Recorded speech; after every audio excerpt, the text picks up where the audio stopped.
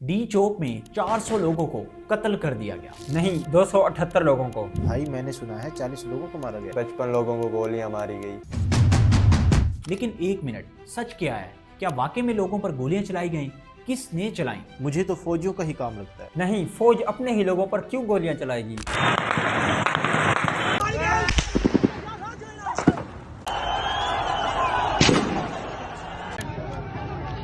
गोली लगी है। क्या आर्मी अपने लोगों पर गोलियां चला सकती है? हालांकि उन्होंने कहा था कि आप पुरअमन रहें, हम आप पर गोलियां नहीं चलाएंगे। तो फिर क्यों? क्या हुआ था 26 की रात को? क्यों लाशें छुपाई जा रही हैं? क्या वर्कर्स की जान की कोई कीमत नहीं थी कि लीडर्स भाग गए? इस वीडियो में हम डिटेल्स में समझते हैं कि आखिर 26 की रात को डी चौक पर क्या हुआ था, गोलियां क्यों चलाई गई।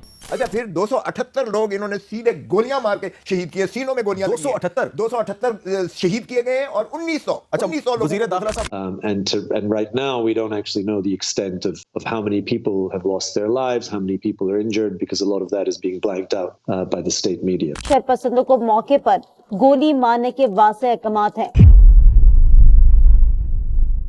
इस सारे इंसिडेंट को समझने के लिए हमें शुरू से शुरू करना पड़ेगा। और हाँ, यहाँ हम क्लियर कर दें कि ये वीडियो हम किसी सियासी जमात की सपोर्ट में ये वीडियो नहीं बना रहे। आपका टाइम बचाने के लिए मैंने इस वीडियो को चैप्टर्स में डिवाइड कर दिया है। जिस चैप्टर को आप समझना चाहते हैं, क्लिक करके वहां से देख सकते हैं। पाकिस्तान तहरीक इंसाफ (पीटीआई) पाकिस्तान की सबसे बड़ी पॉलिटिकल पार्टी है, जिसने 8 फरवरी के इलेक्शंस में क्लीन स्वीप किया। 180 प्लस सीट्स उन्होंने विन की। अरे नहीं, 90 सीटें थी। नहीं होता, हाफिज साहब के दम की वजह से 90 हो गई। मैंने जो इस इलेक्शन में गलत काम किया है, रावलपिंडी के 13 एमएनए की सीटें जो हारी हुई लोगों को हमने जितवाया है, लोगों की 70 हज़ार की लीड को हमने उनकी शिकस्त में बदला है। खैर, ये तो थी इलेक्शन की कहानी। पीटीआई पिछले 2.5 सालों से पॉलिटिकल विक्टिमाइजेशन का शिकार है। पाकिस्तान की मिलिट्री एस्टेब्लिशमेंट इमरान खान को कबूल नहीं करना चाहती। इमरान खान इलेक्शन जीतने के बावजूद भी हार गया because of powerful military establishment. Imran Khan ने डी चौक में प्रोटेस्ट के लिए 24 नवंबर की फाइनल कॉल दी, जिसके 3 मेन पर्पस थे। नंबर 1, जितने भी कारकुनान को पिछले 2.5 सालों में अरेस्ट किया गया, जिनमें से कुछ कारकुनान मिलिट्री कस्टडी में हैं, उन्हें रिहा किया जाए। नंबर 2, मैंडेट वापस किया जाए। Last and the most important is आईनी तरमीम को रिवर्स किया जाए। आईनी तरमीम, आईनी अदालत, 26वीं आईनी तरमीम, 26वीं आईनी तरमीम। आइन में 26वीं तरमीम मोस्टली जुडिशरी स्पेसिफिक है और इसके तहत मुल्क के निज़ाम अदल में कुछ तब्दीलियाँ की गई। आईनी तरमीम जिसे अक्टूबर में लाया गया, जिसके बाद पाकिस्तान का पूरा अदालती निज़ाम मफलूज होकर रह गया। आज से पहले जो कुछ हाई कोर्ट्स या फिर जजेस प्रेशर बर्दाश्त करने के बावजूद इंसाफ कर रहे थे, अब उनकी कोई वक़्त नहीं रही। सुप्रीम कोर्ट को भी फारिग कर दिया गया। इस्लामाबाद हाई कोर्ट के 6 जजेस का सुप्रीम कोर्ट जुडिशल काउंसिल को लिखा गया खत सामने आया है।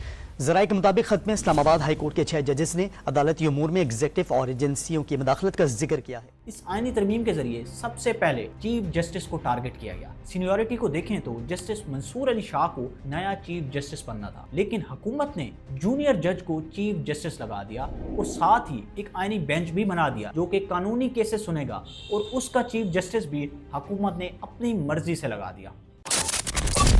अकॉर्डिंग टू पीटीआई, आज से पहले उन्हें कहीं ना कहीं से इंसाफ मिल जाता था, मतलब कि सुप्रीम कोर्ट या फिर हाई कोर्ट्स वगैरह से। लेकिन अब क्योंकि इस आईनी तरमीम से सुप्रीम कोर्ट को ही कंट्रोल कर लिया गया है, तो वो किसके पास जाएंगे? उन्हें कहां से इंसाफ मिलेगा? ये एक वैलिड क्वेश्चन है। इसके बाद पीटीआई ने फैसला किया कि अब वो अपने हकूक लेंगे सड़कों पर निकलकर, आई मीन प्रोटेस्ट करके। बिल्कुल करेंगे, बिल्कुल एहतजाज होगा। मैं आपके सामने हाजिर हूँ, हाजिर होता रहूंगा। इसके सिवा और कोई चारा नहीं है। अदालतों के दरवाजे बंद कर दिए गए हैं। पार्लिमान अब बिल्कुल ताबे एक पार्लिमान है। हमने आज अहद करना है कि हम इस जुल्म को मजीद नहीं सहेंगे। हम निकलेंगे, हर गली कूचे में, हर करिए में हम बाहर निकलेंगे इस जुल्म के खिलाफ। हुकूमत ने इनसे निपटने के लिए 23 को ही ऑलमोस्ट पूरा मुल्क बंद कर दिया। हुकूमत ने तमाम मोटरवेज को बंद किया, वो भी मेंटेनेंस का बहाना लगाकर, जबकि पाकिस्तान के मोस्टली शहरों में इंटरनेट सर्विसेज को भी मुतासर कर दिया गया और सो कॉल्ड फायरवॉल को भी एक्टिव कर दिया गया। And mobile and internet services remain partially suspended to prevent supporters of Imran Khan's Pakistan Tehreek-e-Insaf party from getting into the city. और ये सुनकर आप हैरान होंगे कि इस्लामाबाद को 800 कंटेनर से सील किया गया। इस्लामाबाद कंटेनरिस्तान बन चुका था। पीटीआई 23 नवंबर को अपने काफिले लेकर इस्लामाबाद की तरफ निकल पड़ी, जिसमें उनके साथ पश्तून, पंजाबी, बलोची, गिलगिती, पूरा पाकिस्तान उनके साथ था, जिसमें कसीर तादाद नौजवानों की थी। तो पंजाब से भी लोग आए, कराची से लोग आए, थरपारकर से लोग आए। मुझे वहां पे बलोचिस्तान का एक नौजवान जो है वो मिला, जो लोरालाई से आया हुआ था, और बलोचिस्तान की तहरीक इंसाफ के कुछ ऑफिस बेरर्स मुझे मिले।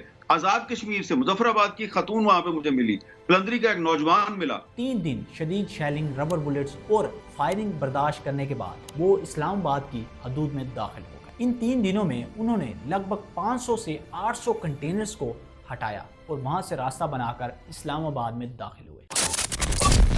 जब ये प्रोटेस्ट पुलिस और पैरामिलिट्री फोर्सेस से कंट्रोल नहीं हुआ तो फिर आर्मी को बुला लिया गया। आर्मी को डी चौक पर डिप्लॉय कर दिया गया।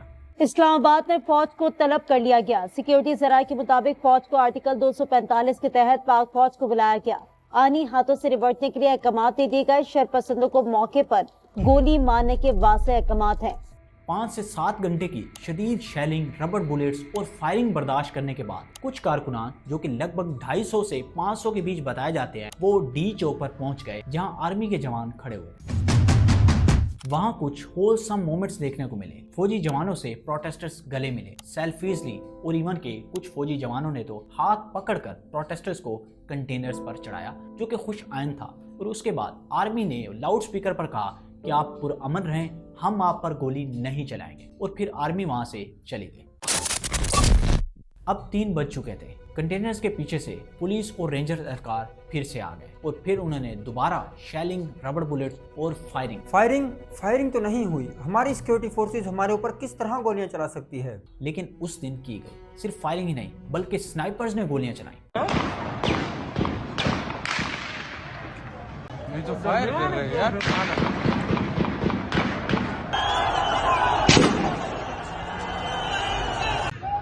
इंशाल्लाह गोली लगी है। ये वीडियो देखे जरा, जिसमें प्रोटेस्टर्स ने रेंजर एहलकार से स्नाइपर राइफल छीन ली। रेंजर्स बिल्डिंग्स की विंडोज और छतों से स्नाइपर राइफल से फायर कर रहे थे। स्नाइपर था जिसने स्ट्रेट फायर मारा लड़के को, और जो पीटीआई की आवाम थी उसने स्नाइपर को पकड़ लिया। सामने जरा मनाजिर देखिएगा। अचानक से एक स्नाइपर फायर की ना एक मखसूस आवाज होती है, सिर्फ एक बुलेट फायर होती है उससे। वो एक शख्स के कंधे और सीने के दरमियान लगी गोली, वो मेरे सामने गिरा। आपका बंदा भी एक फौत हुआ है, तो बता सकते हैं उसके बारे में? मेरा बेटा फौत हुआ। गोली लगी है पुलिस की? छरा लगा है या बुलेट लगी है? स्नाइपर की गोली लगी है ऊपर से। स्नाइपर्स AWM यूज कर रहे थे, जो कि एक लीथल वेपन है जिसे जंगों में यूज किया जाता है। स्नाइपर ही दिमाग था।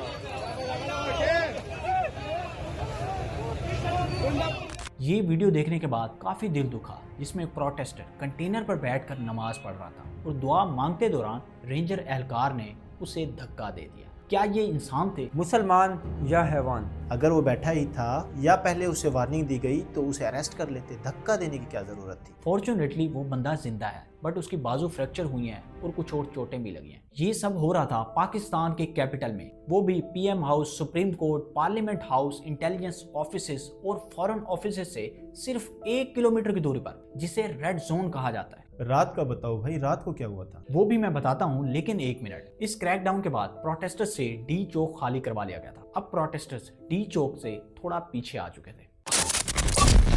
जैसे ही अंधेरा होना शुरू हुआ तो डी चौक के अतराफ की सारी लाइट्स को बंद कर दिया गया। मीडिया पर खबरें आना शुरू हो गईं कि एक ग्रैंड ऑपरेशन होने वाला है। मीडिया हाउसेस को खाली करवा लिया गया। लेकिन इस दौरान में कुछ और लोग भी आ गए और उन्होंने मुझे कहा जी कि आप सिर्फ लाइट बंद ना करें, आप कमरा बंद करें अपना और जाएं दफ्तर से। मैंने कहा यार आप कैसी बात कर रहे हैं, ये टीवी चैनल का दफ्तर है, ये कैसे बंद हो सकता है? उन्होंने कहा नहीं तो बंद होगा। और 6:30 और 7 बजे के दरमियान वो हमारी पूरी बिल्डिंग जो है वो उसकी उन्होंने लाइटें ऑफ करवा दी। मुझे बताया गया जी कि बाबा ने बिजली बंद कर दिया है और जो जनरेटर है वो काम नहीं कर रहा, ये है वो टेक्निकल इश्यूज उन्होंने बताए। और हमें जनाब सबके सब लोगों को उन्होंने वहां से निकाल कर और 7 बजे उन्होंने लॉक कर दी, इस बिल्डिंग को लॉक कर दिया। हम बाहर थे और फिर फायरिंग शुरू कर दी गई।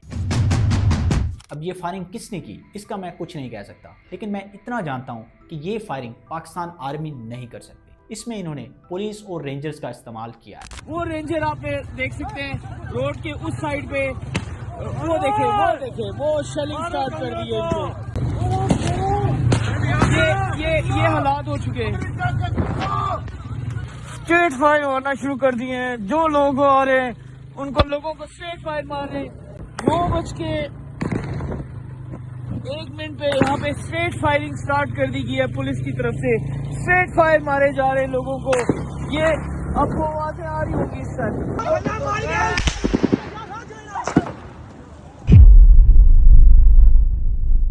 प्रोटेस्टर्स पर अंधाधुंध फायरिंग की गई। डी चौक पर तूफान बर्पा हो गया था। किसी के जहन में ये बात नहीं थी कि स्टेट उन पर स्टेट फायरिंग करेगी, वो भी SMGs, AK-47 और मशीन गन से। ये मैं खुद से नहीं कह रहा, ये वीडियो देख सकते हैं।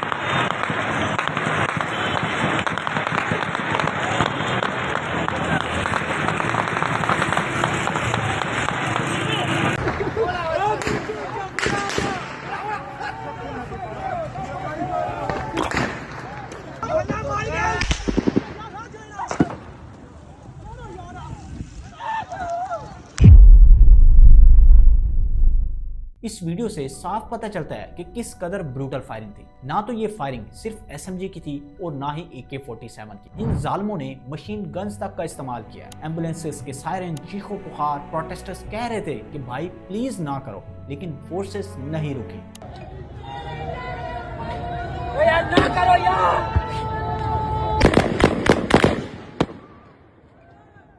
ना करो यार, पीछे हटो यार भाई, आप लोग पीछे जाए। हम इस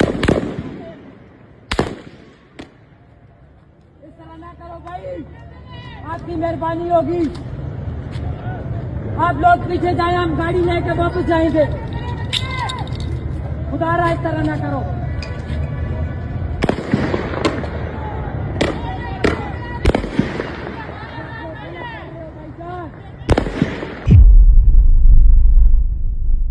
यार वो बुशरा बीबी और गंडापुर कहाँ थे? वो तो भाग गए। उनकी ब्रेक ही मानसहरा जाकर लगी। मुझे इससे कोई गर्ज नहीं है कि बुशरा बीबी को धोखे से ले जाया गया या फिर वो गाड़ी से 3 बार उतरी, उन्हें जबरदस्ती बिठाया गया वगैरह वगैरह, जिसकी गवाही भी आ चुकी है। लेकिन यहाँ सवाल ये पैदा होता है कि क्या गोलियां खाने के लिए सिर्फ आम कारकुन थे? गंडापुर जो ये कहकर आए थे कि वो इमरान खान के बगैर वापस नहीं आएंगे, वो कफन बांध कर जा रहे हैं, तो वो फिर क्रैकडाउन शुरू होने के बाद डर कर गाड़ी में क्यों बैठे?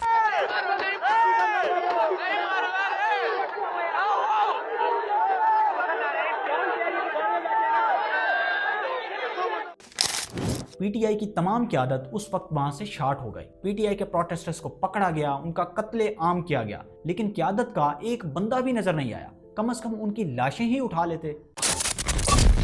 ग्राउंड पर मौजूद जितने भी सहाफ़ी थे उन्होंने बताया कि पीटीआई के तमाम प्रोटेस्टर्स पुरअमन थे। किसी के पास कोई असलहा नहीं था, मां सिवाय अली अमीन गंडापुर के पर्सनल स्क्वाड्स। किसी ने कोई तोड़फोड़ नहीं की, किसी ने सिक्योरिटी फोर्सेस पर अटैक नहीं किया, और इवन के जिन पुलिस वालों को पकड़ा गया उन्हें भी मेडिकल एड्स दी गई, उन्हें बाहिफाजत रखा गया और सेफ मुकाम पर जाकर छोड़ दिया।